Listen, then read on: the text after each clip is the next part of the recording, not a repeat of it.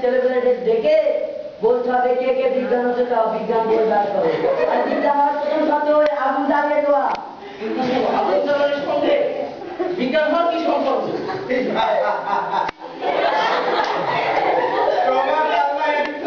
সে বিশাল বিজ্ঞানী, সে তার নিজের ঘরে আগুন জ্বালিয়ে বড় বিজ্ঞানী হয়েছে।